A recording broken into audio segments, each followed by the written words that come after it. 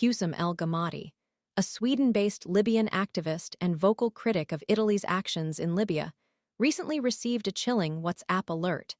His phone had been targeted with military-grade spyware. This revelation sparks serious concerns about the potential deployment of sophisticated cyberweapons by European governments, particularly given el-Gomati's investigative journalism focusing on the intricate relationship between the Italian government and Libya's Coast Guard. His reporting delves into the murky connections between Italian authorities and Libyan militias, highlighting a complex web of political maneuvering and alleged human rights abuses. The alert arrived shortly after el-Gomati shared Facebook posts detailing his access to Libyan documents exposing illegal migration networks, their links to detention centers, and alleged collusion between militia leaders in Tripoli and Zawiya and Italian intelligence officers. His work shines a light on Italy's controversial support for the Libyan Coast Guard and militias, a policy heavily criticized by activists who argue it has destabilized Libya and exacerbated existing conflicts. This support, ostensibly aimed at curbing Mediterranean migrant crossings, has been the subject of intense scrutiny, with critics pointing to the resulting chaos and human rights violations within Libya. The spyware, it appears, originates from Paragon, a company founded by former Israeli Prime Minister Ehud Barak. Paragon, like other manufacturers of military-grade spyware, markets its product to governments, justifying its use in targeting suspected criminals. Interestingly, Paragon had a proposed $2 million contract with U.S. Immigration Services under the Biden administration, but this deal was suspended pending review after questions were raised about its compliance with a Biden executive order restricting spyware use by U.S. government agencies. The potential for misuse and the lack of stringent oversight surrounding such powerful tools are evident in this case.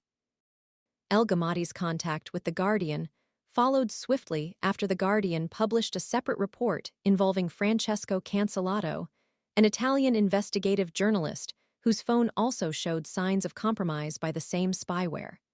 Cancellato, editor-in-chief of Fanpage, an investigative news outlet, previously garnered attention for its report on young fascists within Giorgia Meloni's far-right party.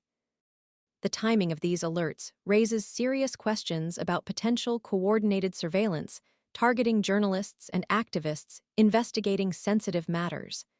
The Office of Prime Minister Meloni did not respond to requests for comment.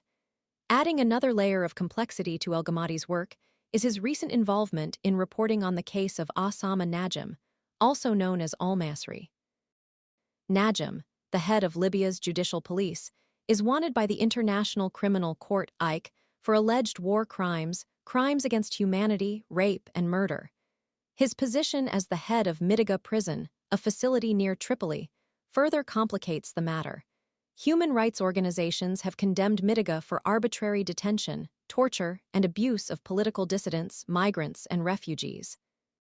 The confluence of these investigations into Italian involvement in Libya, the use of military-grade spyware, and the actions of a high-ranking Libyan official wanted for serious crimes, paints a grim picture of the challenges faced by journalists and activists working to expose human rights abuses and governmental misconduct.